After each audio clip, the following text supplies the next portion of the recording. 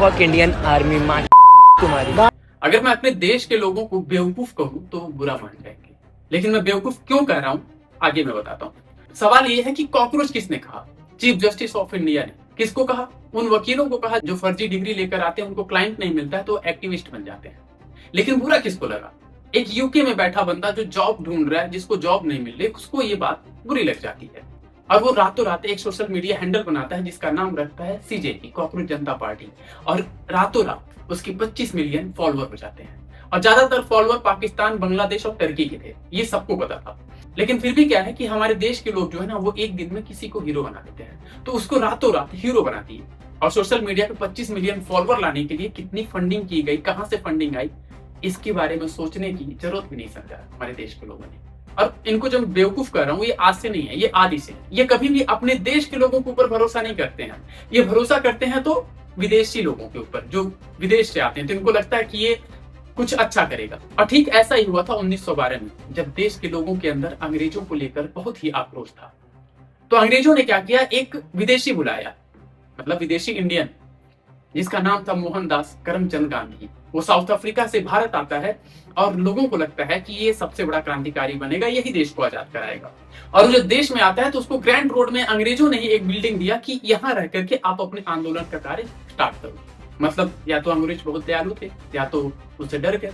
तो देश के लोगों ने तब भी नहीं सोचा कि एक आदमी जो विदेश से आ रहा है उसको अंग्रेज बिल्डिंग क्यों दे रहे हैं, इतना दया क्यों दिखा रहे हैं उसके ऊपर, और उसके साथ हो रही है। तो जो पूरा आक्रोश था, जो आंदोलन की पूरी लड़ाई थी, आजादी की जो पूरी लड़ाई थी, उसको हाईजैक किसने कर दिया? महात्मा गांधी ने। और 2 साल के अंदर महात्मा गांधी आजादी की लड़ाई के सबसे बड़े सुपर हीरो बन जाते हैं।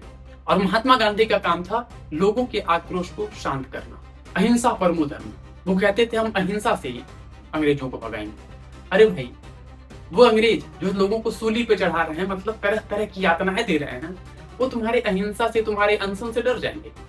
35 साल तक महात्मा गांधी अनशन करते रहे, भूखे मरते रहे, लेकिन अंग्रेज डरे नहीं, अंग्रेज देश छोड़कर भागे नहीं। अंग्रेज भागे कब? जब हिटलर ने ब्रिटिशर्स को तबाह कर दिया सेकेंड वर्ल्ड वॉर में, तब जाकर के अंग्रेजों को भारत को आजाद करना पड़ा। लेकिन हमने क्या किया? उसी अनशन करने वाले आदमी को राष्ट्रपिता बना दिया और हमने कहा कि भाई चरखे से आजादी मिल गई। ठीक ऐसे हुआ नीट के पेपर लीक में। जब नीट का पेपर लीक हुआ तो देश के अंदर, चाहे लेफ्ट विंग हो चाहे राइट विंग हो, सबके अंदर आक्रोश था सरकार के खिलाफ। लेकिन होता क्या है कि सीजेपी नाम की एक पार्टी बनती है, एक सोशल मीडिया हैंडल बनता है, और उसने इस पूरे आक्रोश को, इस पूरे आंदोलन को हाईजैक कर दिया। और सोचने वाली बात यह कि हम जरा सा भी नहीं सोचते हैं कि जो विदेश में बैठा हुआ है वो हमारे देश के बारे में अच्छा कैसे सोचेगा। और वो आ रहा है अगर देश में आपके लिए लड़ने, तो आपको ऐसा क्यों लग रहा है कि वो आपके लिए लड़ रहा है?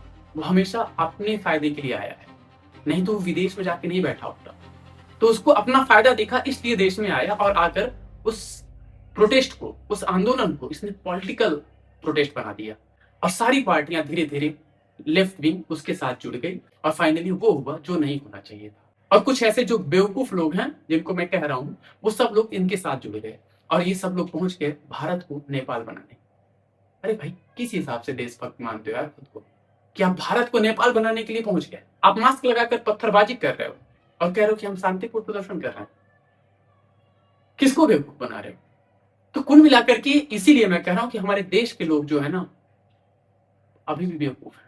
मतलब ऐसे हैं कि सुबह कोई थप्पड़ मार दे और शाम में फिर पुचकार दे प्यार से कि अरे नहीं नहीं गलती कर दिया, फिर वापस उस सुबह का थप्पड़ भूल जाते हैं।